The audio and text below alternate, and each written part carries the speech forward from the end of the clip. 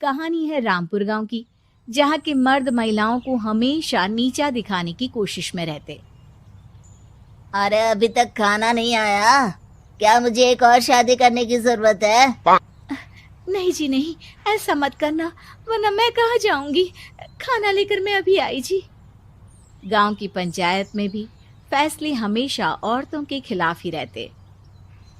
मैं जो फैसला सुनाता हूँ वो भगवान की आज्ञा होती है। इस लड़के ने अपने मन से शादी करके अच्छा नहीं किया। लड़के को घर भेज दो और इसकी शादी इसकी जाति की किसी लड़के से करवा दो, लेकिन ये लड़की, इसे तो गांव के बाहर निकाल दो। नहीं नहीं जमींदार साहब, ये क्या बोल रहे हैं? ऐसा नहीं हो सकता।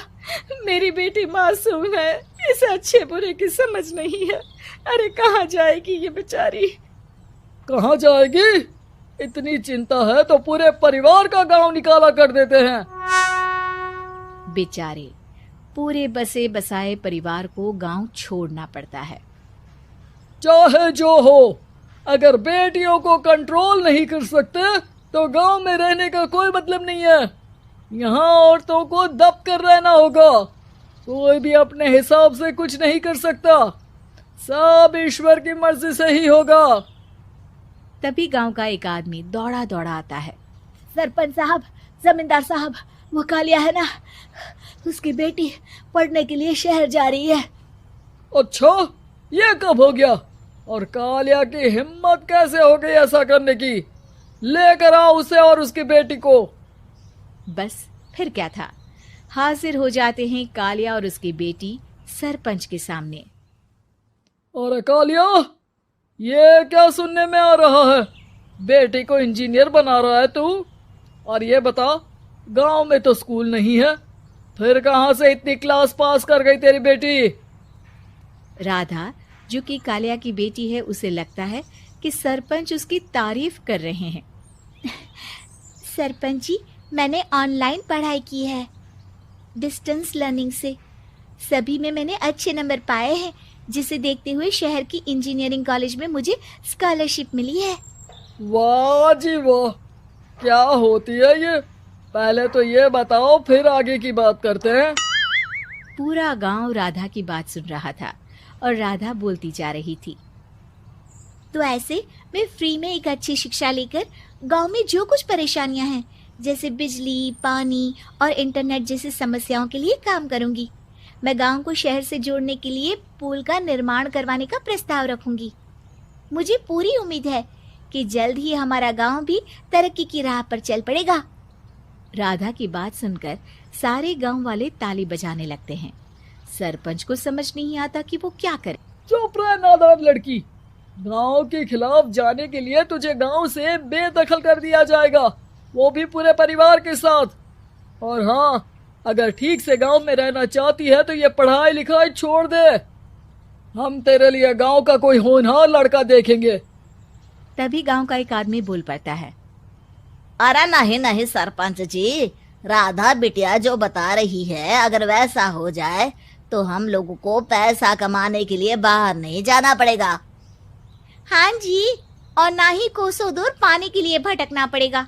हमारे बच्चे भी अच्छी पढ़ाई कर सकेंगे और आगे बढ़ेंगे, ना कि हमारी तरह खेती करते बैठेंगे।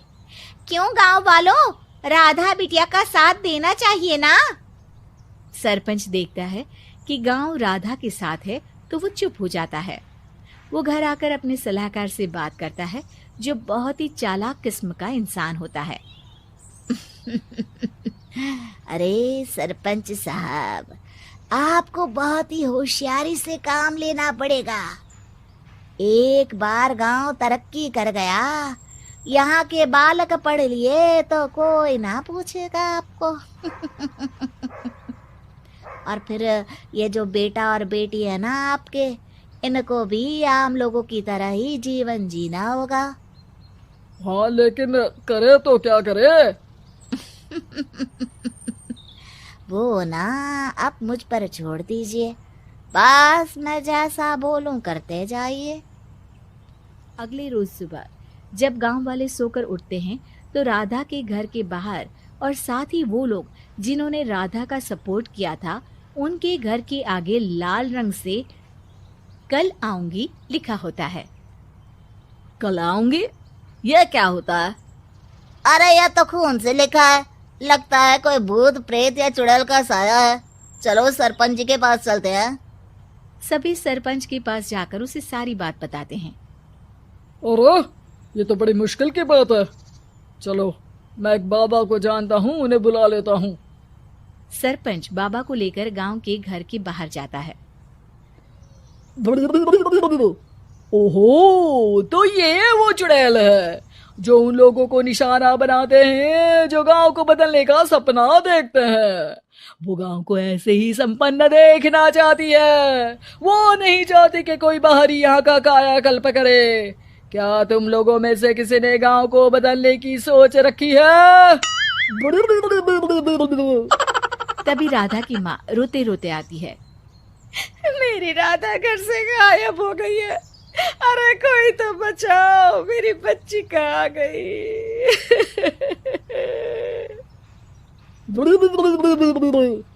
ले गई वो चुड़ैल, तेरी बच्ची को ले गई। अब वो उसे श्रापित करके छोड़ेगी, उस पर चुड़ैल का साया हो जाएगा। तभी बुरी सी हालत में राधा भी वहां आ जाती है। उसके बाल चुड़ैल की तरह फैले होते हैं और कपड़ों में खून लगा होता है। सभी राधा को देखकर डर जाते हैं। माँ, पता नहीं मुझे कौन उठा कर ले गया था। अरे दूर दूर हो जा चुड़ैल, अब हम लोग इस गांव में नहीं रुकेंगे। अरे कैसे बातें कर रहे हैं आप? कल तो आप मेरे भरोसे गांव का हुलिया बदलने, अपने बच्चों को पढ़ाने और तरक्की उन्नति की बात कर रहे थे, तो आज क्या हो गया आपको? ये फिर तुम लोगों को बहकाएगी। ये चुड़ैल गांव में आ चुकी है, ऐसे ही ये तुम्हारे घर के बच्चों को भी ले जाएगी। गांव वाले राधा को गांव से बाहर निकाल देते हैं। उसके माँ बाप रोते रहते हैं, लेकिन गांव वाले नहीं मानते। मैं भी अपनी बहन के साथ गांव के बाहर रहूंगा, लेकिन वो पढ़ाई नहीं छोड़ेगी। वहीं सरपंच के घर पर सलाहकार कहता है। देखा, सांप भी मर गया और लाठी भी नहीं टूटी। लेकिन अगले ही दिन सरपंच के घर के बाहर भी वही शब्द लिखे होते हैं और फिर सरपंच की बीवी कहती है, हमारी बेटी को किसी ने अगवा कर लिया है। तभी राधा का भाई वहां आ जाता है। अरे गांव वालों, मैंने सरपंच जी की बेटी को देखा था। वो चुड़ैल उसे उठाकर ले जा रही थी। अरे क्या मजाक कर रहे हो? नहीं नहीं सरपंच जी, आप नहीं जानते। वो चुड़ैल अब आपकी बेटी में आ जाएगी, जैसे राधा के अंदर आ गई थी। तभी सरपंच की बेटी वैसी ही हालत में वहां आती है जैसे राधा आई थी। पापा, पता नहीं कैसे मैं गायब हो गई थी। चुड़ैल, इसके अंदर भी चुड़ैल का साया है, मारो इसे। अरे नहीं नहीं, इसे भी राधा के पास गांव के बाहर ही भेज दो। अरे चुप रहो, मेरी बेटी कहीं नहीं जाएगी और चुड़ैल वुड़ैल कुछ नहीं होता है। अरे कैसे बात कर रहे हो सरपंच जी? आप तो बोल रहे थे कि आपका फैसला भगवान का ज्ञान होता है, तो अपने पर बात आई तो अब आप ऐसे बोल रहे हैं। अरे ना ना ना, आपको अपनी बेटी को त्यागना ही होगा। अरे बुलाओ बाबा को। राधा का भाई बाबा को ले आता है, जिसे अब गांव वालों के डर के कारण सच बोलना पड़ता है। मैं कोई बाबा नहीं हूँ, मैं तो मोची था। ये सलाहकार महोदय ने मुझे कहा था एक्टिंग करने को। अब वो मुझे पैसे देने वाले हैं। अब मुझे माफ कर दो। गलती हो गई, मुझे माफ कर दो। तभी वहां राधा आ जाती है। देखा सरपंच जी, जब गांव के बच्चे साक्षर होंगे तो आप जैसे लोगों की चालाकी नहीं चलेगी। आपको हमारी ये कहानी पसंद आई होगी। कृपया हमारे चैनल को सब्सक्राइब करें और सभी अपडेट्स के लिए बेल आइकन जरूर क्लिक करें। और हाँ, वीडियो लाइक और शेयर करना मत भूलिएगा। Bye bye.